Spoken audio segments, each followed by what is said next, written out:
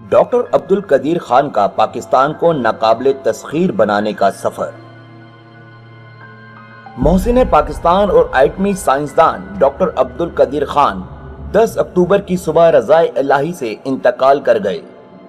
Doctor Abdul قدیر خان کی پیدائش 1 April 1936 میں بھارتی شہر بھوپال میں ہوئی اور انہوں نے ابتدائی تعلیم وہیں سے حاصل کی۔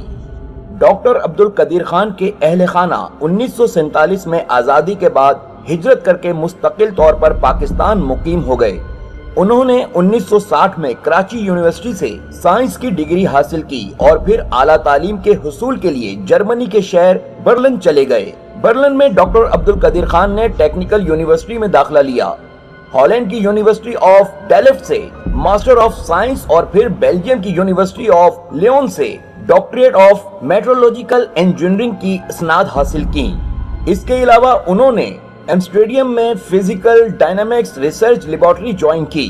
بعد ازاں وہ 1976 میں واپس پاکستان آ گئے، جہاں انہوں نے انجینئرنگ ریسرچ لیبارٹریز میں شمولیت اختیار کی، جس کا نام 1 مئی 1981 کو جنرل ضیاء الحق نے تبدیل کر doctor A.Q. Khan research laboratories رکھ دیا تھا۔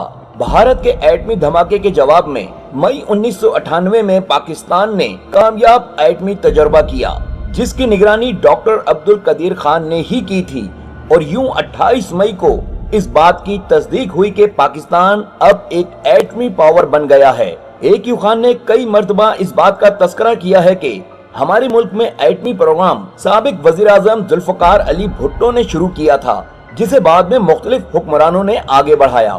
Doctor A.Q. خان کے انسٹیٹیوٹ نے ان کی سربراہی میں نہ صرف ایٹم بم بنایا بلکہ پاکستان کے لیے 1000 کلومیٹر دور تک مار کرنے والے غوری میزائل سمیت چھوٹی اور درمیانی رینج تک مار کرنے والے متعدد میزائل تیار کرنے میں بھی اہم کردار ادا کیا۔ محسن پاکستان ڈاکٹر عبدل قدیر خان نے ہالینڈ میں رہائش کے دوران ہنی خان نامی خاتون سے شادی کی تھی، جن سے ان کی 2 بیٹیاں بھی ہیں جو شادی شدہ ہیں۔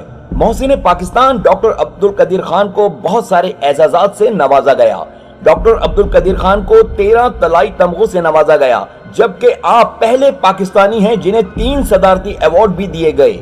اس کے علاوہ عبدل قدیر خان نے 150 سے زائد سائنسی تحقیقاتی مضامین بھی تحریر کیے۔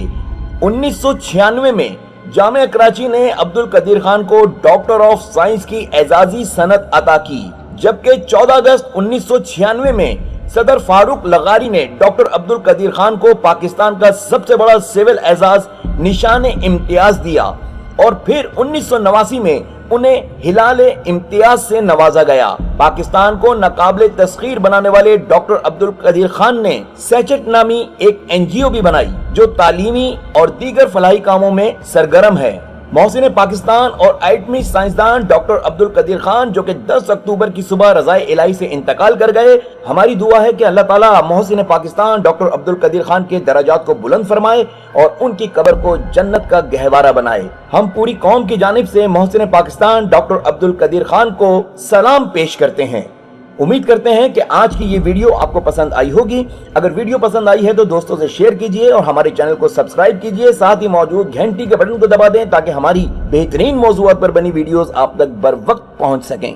ملیں گے بہت جلد ایک نئی ویڈیو کے ساتھ، اس وقت تک کے لیے اجازت دیجئے، اس امید پہ کہ مجھے بھولنے کی کوشش کریں گے، مگر اس یقین کے ساتھ کہ مجھے بھول نہ پائیں گے۔ اللہ حافظ۔